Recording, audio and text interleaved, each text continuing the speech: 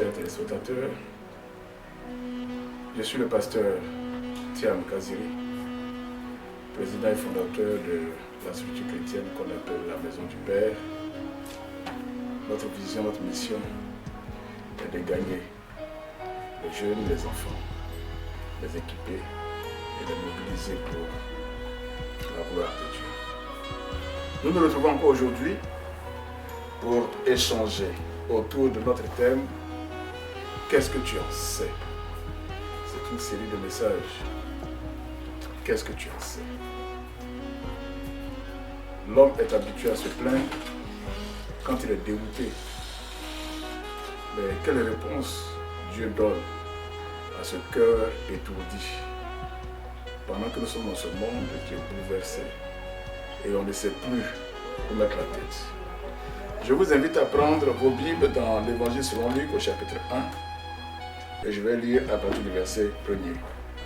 Plusieurs ayant entrepris de composer un récit des événements qui se sont accomplis parmi nous, suivant ce que nous ont transmis ceux qui ont été des témoins oculaires dès le commencement et sont devenus des ministres de la parole, il m'a aussi semblé bon, après avoir fait des recherches exactes sur toutes ces choses depuis leur origine, de te les exposer par écrit d'une manière suivie, excellent Théophile, afin que tu reconnaisses la certitude des enseignements que tu as reçus. Voilà donc Luc qui nous dit comment est-ce qu'il a été motivé à écrire ce qu'il a écrit qu'on appelle l'Évangile selon Luc. Je voudrais poser une question. Si Luc n'avait pas écrit l'Évangile selon Luc, est-ce qu'on allait avoir le nom de l'ange qui est allé voir Marie? L'ange qui est allé parler, qui s'est révélé à Zacharie.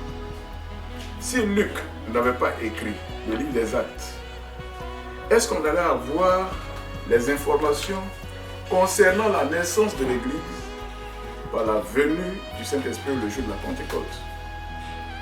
Regardez un peu ce que ça représente comme somme d'informations. Ce que cela représente comme trésor. Ce que Luc a écrit. Les évangiles, ou l'évangile selon Luc, et le livre des Actes et des Apôtres. Je vous pose encore la question. Imaginez un seul instant que Luc n'ait pas écrit aussi. On allait être privé de ce qu'on appelle aujourd'hui la colonne vertébrale de l'Église, de l'histoire de l'Église.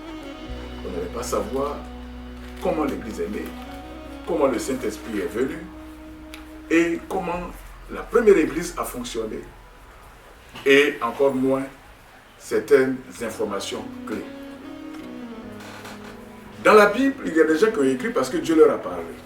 Moïse a écrit parce que Dieu lui a dit d'écrire. Les Ésaïe ont écrit parce que Dieu leur a parlé. Ésaïe dit par exemple, la parole de l'Éternel vint à moi. Ainsi parle l'Éternel. Donc il y a des personnages comme ça dans la Bible qui ont écrit parce que Dieu leur a parlé directement et ils disent, ils citent mot pour mot ce que Dieu leur a dit. Et parce qu'on a été habitué à cette manière de voir, quelquefois on perd de vue que Dieu peut même parler à travers quelqu'un ou parler à quelqu'un en changeant de méthode. Des gens m'ont approché plusieurs fois et m'ont dit, je voudrais que Dieu m'utilise, je veux entendre la voix de Dieu, je veux faire de grandes choses pour le Seigneur, mais je ne sais pas, je n'arrive pas à savoir quand Dieu parle, je ne sais pas. Mais que ce texte nous aide à comprendre quelque chose. Le mot clé ici, ou l'expression clé ici, c'est « Il m'a semblé bon ». Luc n'est pas en train de dire que Dieu lui a dit, dans une vision avec des effets spéciaux, « Luc, mon fils et mon serviteur, va et écris une version de la vie de Jésus avec tout ce qui... » Comme plusieurs personnes ont entrepris d'écrire sur Jésus-Christ, moi, Luc, il m'a semblé aussi bon. Il me paraît bien, ou bien j'ai jugé bon de t'écrire.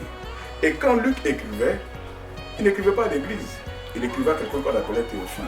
C'est après que les théologiens vont faire une analyse et dire le nom Théophile est composé de deux autres mots grecs qui signifient Dieu et ceux qui aiment Dieu.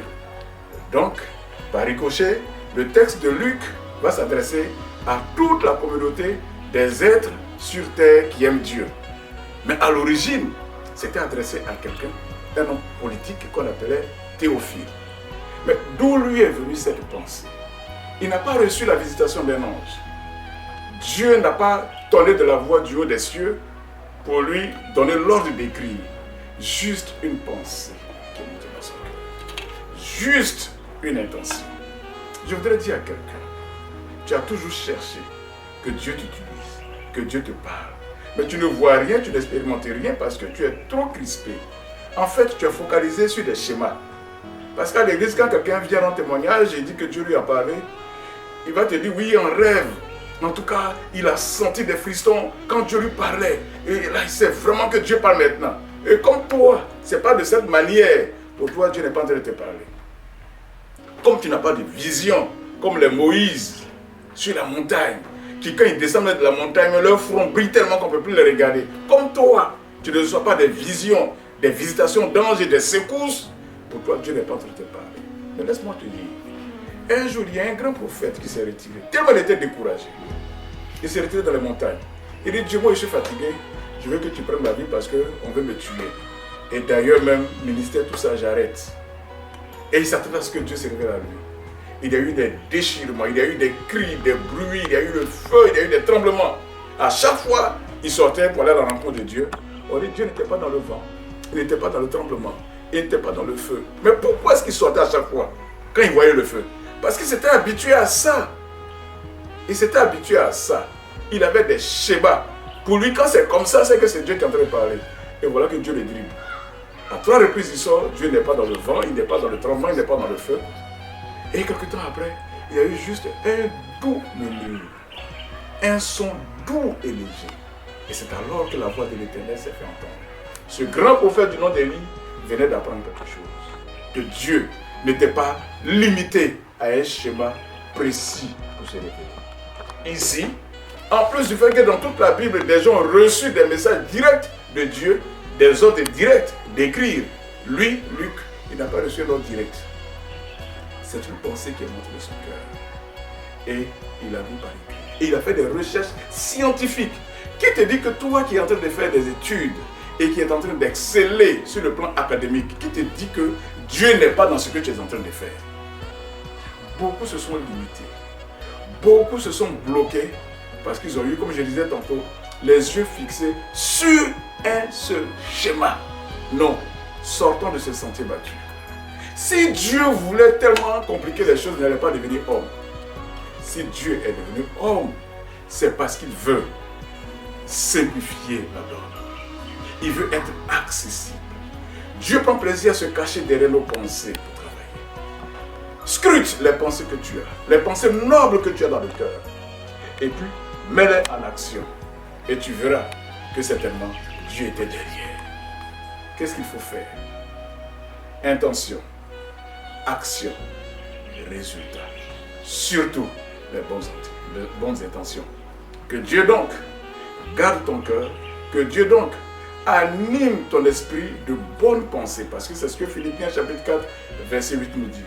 Que tout ce qui est digne de louange, digne d'approbation, vertueux et bien soit l'objet de nos pensées.